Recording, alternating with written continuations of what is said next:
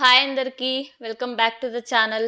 ఆరిస్ infra solutions limited ఈ company వచ్చేసి 2021లో స్టార్ట్ చేశారండి. వీళ్ళేంటంటే డిఫరెంట్ కైండ్ ఆఫ్ కన్స్ట్రక్షన్ మెటీరియల్స్ని సెల్ చేస్తుంటారు, బిజినెస్ టు బిజినెస్ చేస్తుంటారు అనమాట. వీళ్ళేంటంటే మెయిన్గా సప్లయర్ లాగా యాక్ట్ చేస్తారు.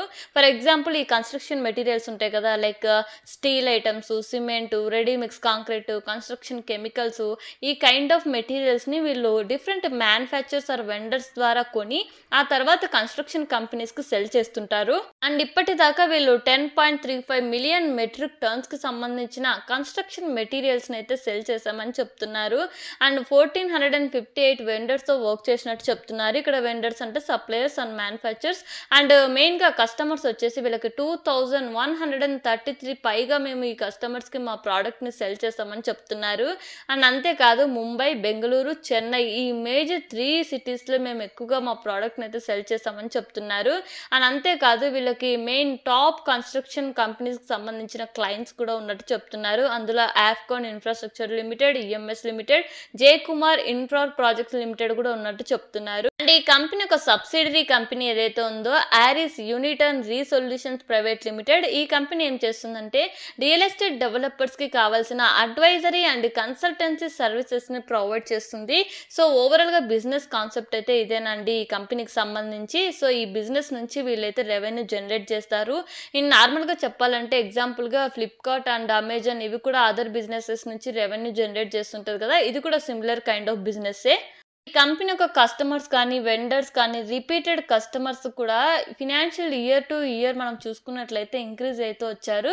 సో నెంబర్ ఆఫ్ కస్టమర్స్ మీరు అబ్జర్వ్ చేసినట్లయితే 2023లో 1300 ఉంటే 2024 ఫినాన్షియల్ ఇయర్కి 2000 పైగా ఇంక్రీజ్ అయ్యారు కస్టమర్స్. అండ్ వెండర్స్ కూడా అంతే 1000 నుంచి 1400 పైగా ఇంక్రీజ్ అయ్యారు. అండ్ రిపీటెడ్ ఆర్డర్స్ కూడా అంతే 920 నుంచి 934 పైగా ఇంక్రీజ్ అయింది. అండ్ రిపీటెడ్ కస్టమర్ యొక్క పర్సంటేజ్ చూసినట్లయితే ఆల్మోస్ట్ యాన్ యావరేజ్ 70% పైగా ఉందండి. సో బిజినెస్ ఎక్స్పాన్షన్ అయితే బాగా జరుగుతుంది. అండ్ దీంతో పాటు రియల్ ఎస్టేట్ B2B మార్కెట్ నుంచి వీళ్ళ గ్రోత్ పరంగా ఇయర్ ఆన్ ఇయర్ చూసినట్లయితే 8 to 10% ఉందండి. అండ్ ఇన్ఫ్రాస్ట్రక్చర్ B2B మార్కెట్ నుంచి 9 to 11% గ్రోత్ చూపిస్తున్నారు. అండ్ కన్స్ట్రక్షన్ మెటీరియల్ మార్కెట్ నుంచి 7 to 9% and finished goods market నుంచి 10 to 12% గ్రోత్ అయితే కనపడుతుందండి ఇయర్ ఆన్ ఇయర్ లో. అండ్ ప్రోడక్ట్ వైజ్ రెవెన్యూ చూసినట్లయితే అగ్రిగేట్స్ నుంచి వీళ్ళకు 31% రెవెన్యూ, ఆర్ఎంసీ నుంచి 21%, స్టీల్ నుంచి 16%, సిమెంట్ నుంచి 7% అండ్ వాలింగ్ సొల్యూషన్స్ నుంచి 4.4%, కన్స్ట్రక్షన్ కెమికల్స్ నుంచి 0.73% అండ్ అదర్ సర్వీసెస్ నుంచి 13.94% రెవెన్యూ వస్తున్నట్టు చెప్తున్నారు. అండ్ ఎక్కువగా వీళ్ళకి aggregates and RMC and steel product నుంచి ఎక్కువగా రెవెన్యూ జనరేట్ అవుతున్నట్టు చెప్తున్నారు. And coming to the financial data 2023 వరకు వీళ్ళు లాస్ మేకింగ్ కంపెనీనే. అండ్ 2023 వరకు వీళ్ళ ఓన్ మ్యానుఫ్యాక్చరింగ్ ప్రోడక్ట్ కూడా సెల్ చేసేవాళ్ళు. అండ్ ఎక్కువగా దీని మీద ఫోకస్ చేసేవారు మ్యానుఫ్యాక్చరింగ్ ప్రోడక్ట్స్ మీద. సో అందువల్ల బిజినెస్లో లాసెస్ చూసారు. అండ్ దట్టు ఇనిషియల్ స్టేజ్లో ఉన్నారు వాళ్ళు. ఈ ఇన్ఫ్రాస్ట్రక్చర్స్ మీద, అసెట్స్ మీద ఓవరాల్ బిజినెస్ ఇంప్రూవ్మెంట్ కావాలంటే వీళ్ళు ఇన్వెస్ట్ చేయాలి సిగ్నిఫికెంట్గా. సో దానికోసం ఫండ్స్ కావాలి కాబట్టి లోన్స్ కూడా తీసుకున్నారు. అండ్ దానివల్ల వీళ్ళ డెప్ట్ లెవెల్స్ కూడా ఇయర్ ఆన్ ఇయర్ ఇంక్రీజ్ అయ్యాయి. సో 2023 వరకు లాసెస్ అయితే చూసారు.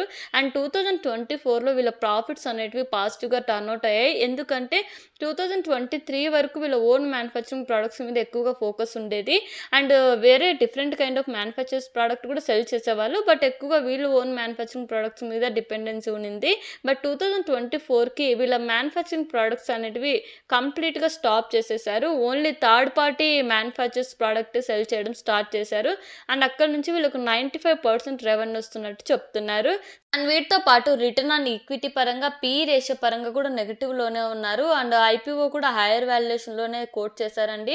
చూడాలి వీళ్ళు ఎలాగ ఈ డెప్ట్ లెవెల్స్ని మేనేజ్ చేసి మేనేజ్మెంట్ ఏం డిసిషన్ తీసుకుంటుంది అండ్ ఎలా పర్ఫామ్ చేస్తారని 1 to 2 ఫినాన్షియల్ ఇయర్స్ అయితే అబ్జర్వ్ చేయాలి నా పాయింట్ ఆఫ్ వ్యూలో. Coming to the IPO details అండి, June 18th ఓపెన్ అయ్యి June 20 క్లోజ్ అవుతుంది. ఫేస్ వాల్యూ వచ్చేసి 2 పర్ షేర్, ప్రైస్ బ్యాండ్ వచ్చేసి 210 to 222 పర్ షేర్ అండి. లాట్ సైజ్ వచ్చేసి 67 షేర్స్. ఐపీఓ ద్వారా వీళ్ళు 499 crores పైగా రైజ్ చేస్తున్నారు. అందులో 1 రీటైల్ మినిమం లాట్ వచ్చేసి 14,874 అండి. అండ్ మిగతా డీటెయిల్స్ మీరు స్క్రీన్లో అబ్జర్వ్ చేయొచ్చు. ఈ కంపెనీలో నాకు ఒకటి పాజిటివ్ కనపడుతుంది. Business segment. అంతే ఫినాన్షియల్ గ్రోత్ కానీ, రెవెన్యూ గ్రోత్ కానీ, ఓవరాల్ వాల్యుయేషన్స్ పరంగా కానీ అంత అట్రాక్టివ్‌గా అయితే నాకు కనపడట్లేదు. అండ్ మహారాష్ట్ర, తమిళనాడు నుంచి వీళ్ళకు 55 అండ్ 15% రెవెన్యూ డిపెండెన్స్ అయితే ఉందండి. సో, ఈ పర్టిక్యులర్ స్టేట్స్ నుంచి వీళ్ళకు ఆర్డర్స్ రాకపోయినా, రెడ్యూస్ అయినా ఓవరాల్ బిజినెస్ మీద కూడా ఇంకా ఎక్కువ ఇంపాక్ట్ పడే అవకాశం ఉంటది. నేనైతే రిస్క్ తీసుకొని పార్టిసిపేట్ చేయాలనుకోవట్లేదు ఈ ఐపీఓలో. సో, ఒకవేళ మీరు చేయాలనుకుంటే మీ ఓన్ అనాలిసిస్ మీ ఫినాన్షియల్ అడ్వైజర్‌తో కూడా కనెక్ట్ అవ్వండి. గ్రే మార్కెట్ ప్రీమియం వచ్చేసి 11% ఉంది యాస్ ఆఫ్ నౌ. ఇది చేంజ్ కూడా అవ్వచ్చు. అండ్ ఒకవేళ మీకు ఈ వీడియో ఇన్ఫర్మేటివ్‌గా అనిపిస్తే please like, share and subscribe and thank you for watching.